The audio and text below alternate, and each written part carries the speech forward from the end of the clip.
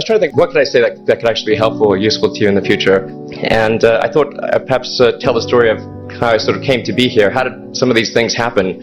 And maybe there's some lessons there, because I often find myself wondering, how did this happen? So when I was young, I didn't really know what I was going to do when I got older.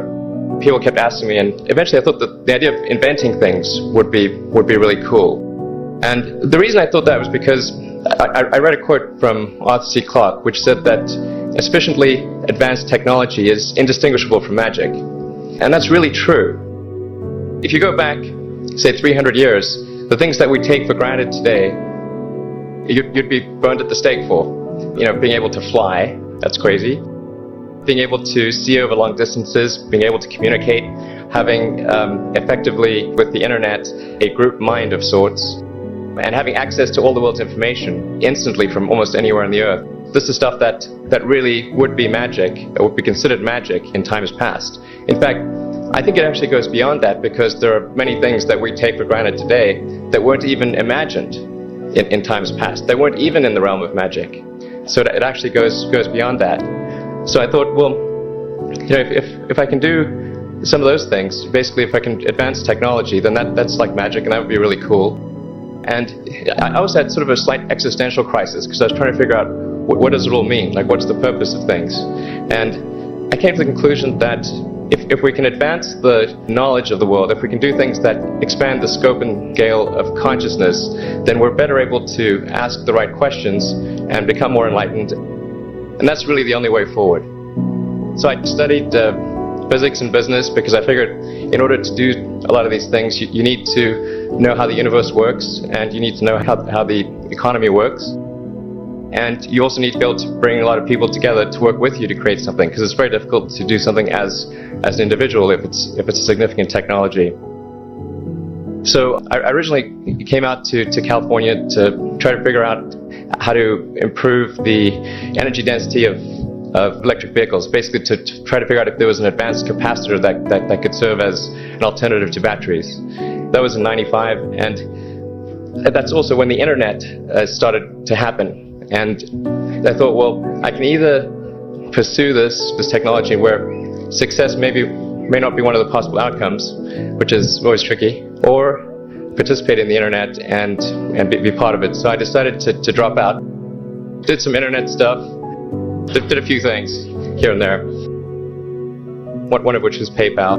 And I think maybe it's helpful to say one of the things that was important then in the creation of PayPal was kind of how it started, because the initial thought was with PayPal was to create an agglomeration of financial services, so to have one place where all of your financial services needs would be seamlessly integrated and work smoothly. And then we had like a little feature which was to do email payments. And whenever we'd show the system off to someone, we'd show the hard part, which was the agglomeration of financial services, which was quite difficult to put together. Nobody was interested. Then we'd show people email payments, which was actually quite easy, and everybody was interested. So this is, I think it's important to take feedback from your environment. You know, you want to be as closed loop as possible. So we focused on email payments and really try to make that work, and that's what really got things to take off. But if we hadn't responded to what people said, then we probably would not have been successful. So it's important to look for things like that and focus on them when you see them, and correct your prior assumptions. And then going from PayPal, I thought, well, what are some of the other problems that are likely to most affect the future of humanity? It really wasn't from the perspective of what's the rank-ordered best way to make money, which is okay, but it was really what I think is going to most affect the future of humanity. So I think the biggest terrestrial problem we've got is sustainable energy, but the production and consumption of energy in a sustainable manner. If we don't solve that this century, we're in deep trouble. And then the other one being the extension of life beyond Earth to make life multiplanetary. So the latter is the basis for SpaceX, and the former is the basis for Tesla and Solar City.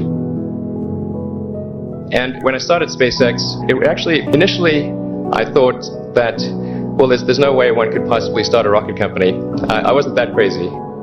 I thought, well, what is a way to increase NASA's budget? That was actually my initial goal.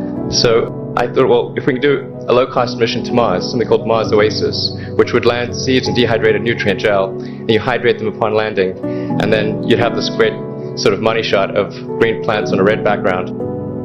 The public tends to respond to precedents and superlatives, and this would be the first life on Mars, the furthest that life's ever traveled, as far as we know. And I thought, well, that would get people really excited, and therefore increase NASA's budget. So obviously, the financial outcome from such a mission would probably be zero. So anything better than that was on the upside.